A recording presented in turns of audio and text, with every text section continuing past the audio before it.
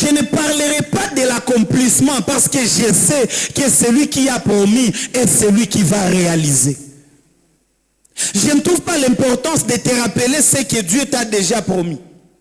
Et je ne trouve pas l'importance de te rappeler que celui qui t'a promis va réaliser. Parce que je sais qu'il réalisera. Mais mon thème se base à partir de la promesse jusqu'à son accomplissement. Le problème, ce n'est pas la promesse parce que ce n'est pas toi qui t'es promis. Ok. Et le problème, ce n'est pas l'accomplissement parce que ce n'est pas toi qui accompliras. Mais ton rôle commence à partir de la promesse vers l'accomplissement. Ok. En réalité, même si c'est ça le thème, mais je parlerai beaucoup du trajectoire de la promesse vers l'accomplissement. Parce que c'est au milieu du trajectoire que le diable va intervenir. Et c'est au milieu du trajectoire que toi aussi, tu dois intervenir. Et la plupart des chrétiens n'ont pas le problème de la promesse, n'ont pas le problème de l'accomplissement, mais ont un problème dans leur trajectoire. C'est au milieu là que la plupart des personnes abandonnent même la foi. C'est là au milieu que la plupart des personnes se déroutent dans la voie qui a été prédestinée par Dieu. C'est au milieu là que les gens commencent à toucher même à l'interdit. C'est là au milieu que certaines personnes qui étaient tellement puissantes au début de la foi commencent à rétrograder. C'est au milieu que certaines personnes commencent à emprunter des enseignements qui ne sont pas vrais. Du genre, mais tel ne croit pas en Dieu, mais il progresse. Alors que moi qui crois en Dieu, je n'avance pas. Comprends que cette personne est en train de traverser de la promesse à l'accomplissement. Je me suis rendu compte même d'une chose. Parfois, quand Dieu te donne la promesse, tu es propre. Mais quand tu commences à attendre l'accomplissement, tu deviendras sale. Ok. Parfois, quand Dieu vient avec, quand Dieu arrive avec ses promesses, on le croit bien. Ok. Mais quand il te dit, je vais faire ça, on a un tchakal. Au point où tu te demandes, est-ce que Dieu m'avait dit vrai ou il m'avait menti? Il n'a pas menti, mais tu es en train de traverser.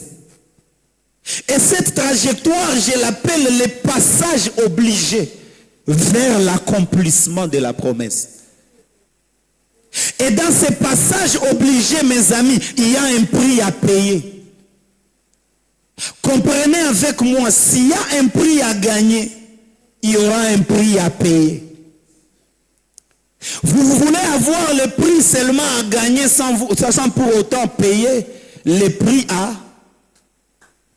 à payer. Le problème de notre génération, nous voulons nous réveiller, on a déjà deux. Sans pour autant passer par la formule que pour avoir deux, ils font un plus. Que quelqu'un me donne un amen. Alléluia. Là, je me sens que je dis des choses qui sont vraies. Amen. Qui a une promesse de Dieu. Qui croit à son accomplissement. Mais tu es où pour le moment? La promesse, elle peut être ici. L'accomplissement est ici. Heureusement, cette chaise a une couleur rouge. Donc, quand on te promet, tu peux être comme ça. Mais la gloire qui est en train de t'attendre, elle est comme ça. Mais pour y arriver, tu dois traverser cette partie ici. Malheureusement, c'est à ce niveau ici que les choses sont compliquées. Papa 12, quand Dieu te promet, tu peux avoir, ou qu'on a un aspect moins quand les gens te voient et disent, bon, il est pas mal. Mais pour que tu puisses tomber ou arriver ici, les mêmes personnes qui t'ont encouragé quand tu étais au début peuvent commencer à te négliger ici. Parce que c'est ça votre trajectoire. Alléluia. Dans la trajectoire, on ne reste pas propre. On devient parfois sale. Mais le Saint-Esprit m'a fait comprendre une chose. La saleté est importante dans notre vie. Parfois, la saleté, c'est la seule chose la plus importante qu'on doit avoir. Les chrétiens ne comprennent pas qu'ils sont des graines.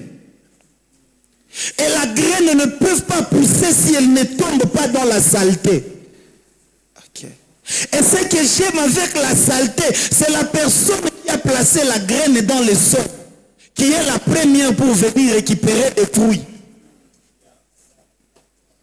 Laisse-moi vous donner l'exemple qui est biblique. Les mêmes personnes qui ont rejeté qui? Joseph. Ils ont oublié que Joseph était normalement une graine. Pour eux, ils lui ont rejeté. Mais pour Dieu, ils sont partis les planter en Égypte. Je viens de vous dire que celui qui a mis la graine dans le sol est la première personne qui vient chercher les fruits. Qui sont les premières personnes qui sont venues chercher Joseph en Égypte? Vous ne me comprenez pas. Parfois dans la vie, les personnes qui t'ont enterré deviendront des personnes qui chercheront les fruits sur ta vie. Tu n'as pas compris. Les personnes qui ont enterré ta destinée deviendront les premières personnes qui viendront récolter les résultats de ce que Dieu a fait dans ta vie. Mais le problème, en quittant leur trahison vers l'Égypte, il y a un parcours. Et aujourd'hui, je suis en train d'encourager quelqu'un qui est en train de traverser cette trajectoire-là. La saleté sera là. Mais comprends que je suis au point d'entrer dans le sol afin que je produise les fruits demain. Est-ce qu'il y a quelqu'un qui m'attend? Mais le problème dans cette trajectoire, bien-aimé dans le Seigneur, il y a des rencontres que nous faisons. Amen.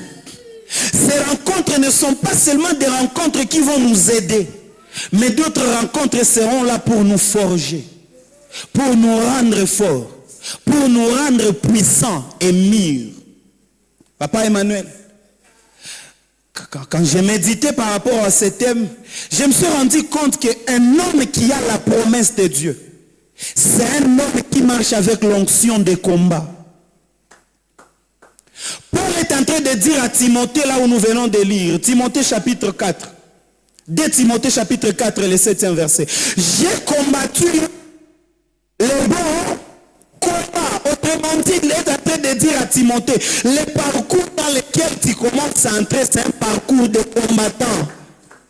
Les combats seront indispensables dans ton parcours. Mais à la fin, il dit, je n'ai pas perdu la foi. Parce que dans les combats, le diable ne te combat pas toi. Tu n'as pas compris. Quand tu es en train de traverser les combats, ce n'est pas toi la cible du diable. Non. La cible du diable, normalement, c'est ta foi. Le diable n'a que faire avec toi.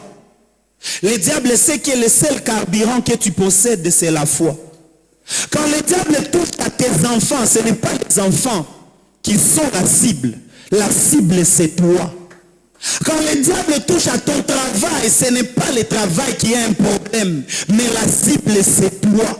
Jusqu'à ce que tu te poses des questions. Tu peux perdre. Et commencer à abandonner quoi? La foi. Parce qu'il sait que la Bible dit, mon Dieu par la foi. Et comme il sait que tu dois vivre par la foi, il commence à combattre quoi? La même foi là que tu as. Heureusement, la Bible dit, s'il se retire, mon cœur ne prend plus plaisir en lui. S'il te plaît, ne te retire pas. Parce que c'est tout ce que le diable cherche dans ta vie. C'est juste une question de quoi? D'un parcours. Amen.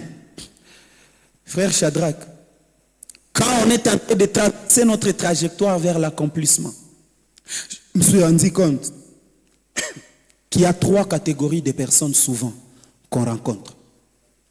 Alléluia. Amen.